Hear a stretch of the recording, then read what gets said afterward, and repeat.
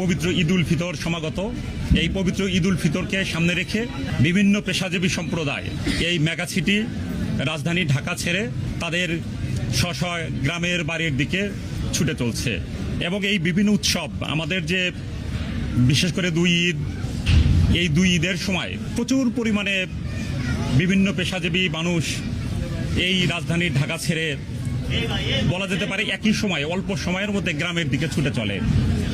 এই সময় আমাদের বিভিন্ন লঞ্চঘাট বলেন, বাস টার্মিনাল বলেন, রাস্তাঘাট প্রত্যেকটা জায়গায় বড় একটা কনজেশন একটা তৈরি হয়ে যায়। নতুন নতুন কিছু অপরাধীদেরও তৎপরতা দেখা যায়, যেমন আপনার চাঁদাবাজ, অজ্ঞান পার্টি, মলম পার্টি, ছিনতাইকারী, তাদের কিন্তু দৌরাত্ম্য বেড়ে যায়।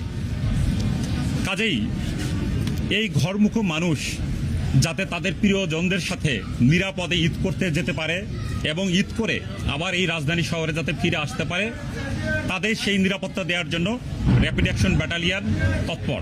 এবছর ঈদকে কেন্দ্র করে র্যাপিড অ্যাকশন ব্যাটালিয়ন 3 স্তর বিশিষ্ট নিরাপত্তা ব্যবস্থা নিয়েছে। এই শুধুমাত্র ঢাকার শহরের গুরুত্বপূর্ণ যে পয়েন্টগুলো আছে, ধরেন সদরঘাট, সায়দাবাদ, শ্যামপুর, সূত্রাপুর, ডেমরা, এই বিভিন্ন গুরুত্বপূর্ণ জায়গায় নিরাপত্তা দেওয়ার জন্য আমাদের 32টা টিম কাজ করবে। তার পাশাপাশি 6টি সিভিল টিমও আমাদের কাজ করবে তাদের গোয়েন্দা সংগ্রহ, তথ্য সংগ্রহ করার জন্য।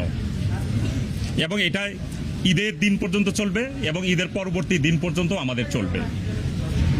এবং এই অপরাধীদের নিয়ন্ত্রণ করার জন্য আমাদের রোবাস্ট পেট্রোলিং চলবে, পাশাপাশি ফুড পেট্রোলিং থাকবে এবং বিভিন্ন জায়গায় চেকপোস্ট স্থাপন করা হবে যখন যেখানে যেটা প্রয়োজন সেটা।